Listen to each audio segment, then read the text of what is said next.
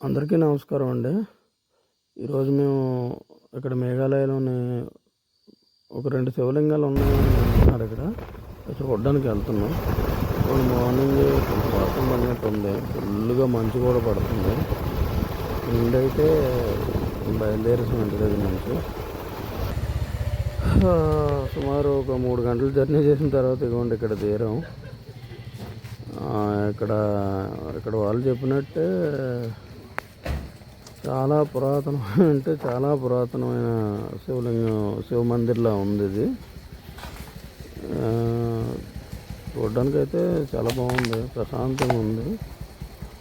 ఇక్కడైతే ఎవరూ లేరు. అంటే మేబీ మేము వచ్చిన రోజు ఈరోజు కరెక్ట్ కాదేమో, ఇక్కడ ఎవరో అంటే రారేమో.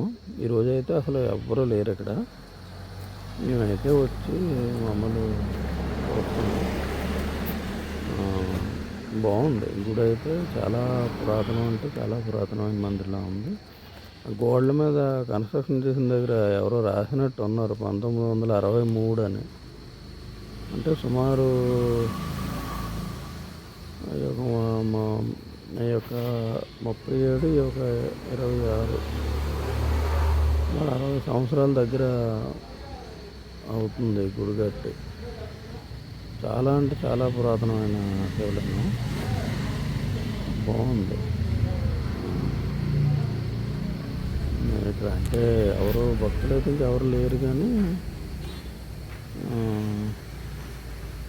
మేమైతే మరి అంటే అందరూ మాకంటే చాలా పురాతనమైన శివలింగం దర్శించుకుంటాము. ఇలా వచ్చాం. ఇటువంటి రాగి చెట్టు, పెద్ద రాగి చెట్టు అవుతుంది. చూడడానికి అయితే బాగుంది, ప్రశాంతంగా. అసలు ఎవరు లేరు, పీస్ఫుల్గా ఉంది, సైలెంట్గా. ఇక్కడ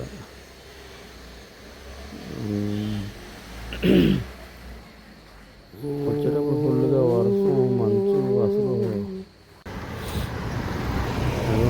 చేసుకుని ఇంకా బయలుదేరిందండి. చూస్తున్నారు కదా, ఇప్పుడు మళ్ళీ ఫుల్గా ఎండ, బాగా ఫుల్గా వేడిగా ఉంది.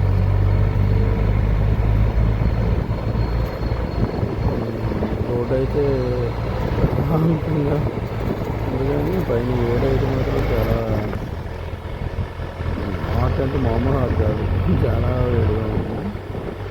ఇక్కడ అంటే పక్కనే ఇక్కడ నుంచి ఒక అరగంట జర్నీలో ఇంకొక శివలింగం ఉందని అన్నారు. చిన్న శివలింగం గుడి, అక్కడికి వెళ్తున్నాము. చూద్దాం. మీకొండ వచ్చాం. చిన్న గుడి, చాలా బాగుందండి. చిన్న శివలింగం, చాలా అంటే చాలా బాగుంది. ఇవ్వండి, మొత్తానికి 2 శివలింగాల దర్శనం అయితే ఈరోజు చేసుకున్నామండి. మనలాగా అంటే గుళ్ళు తక్కువ కదండి ఇక్కడ, దగ్గర కాకుండా కొంచెం దూరం అయినా సరే దర్శించుకోవాలని ఒక దీంతో వచ్చాం. మొత్తానికి మా దర్శనం అయితే చాలా బాగా అయింది.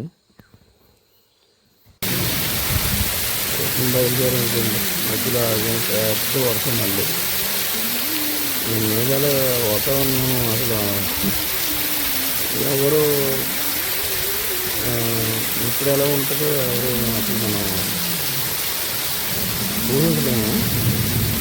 మేము వచ్చి పెద్ద వర్షం. వీడియో నచ్చితే లైక్ చేయండి, సబ్స్క్రైబ్ చేయండి. బాయ్.